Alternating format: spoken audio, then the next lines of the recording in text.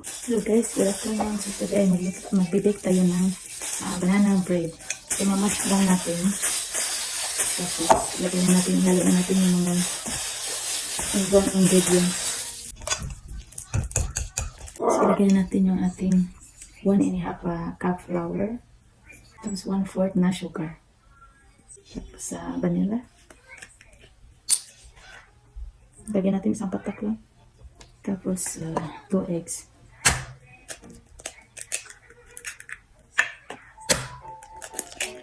One half melted butter.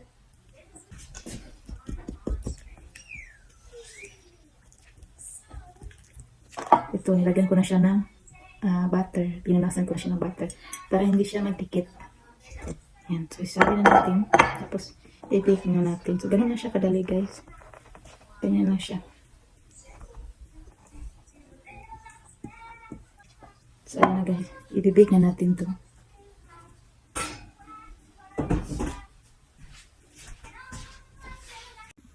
So, ayan na siya. Wait lang natin until maluto.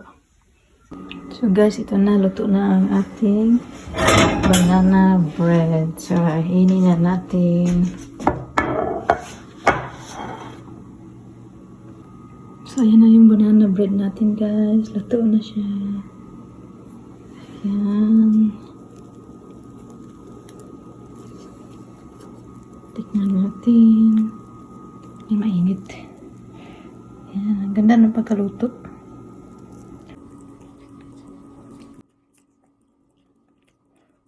Edit.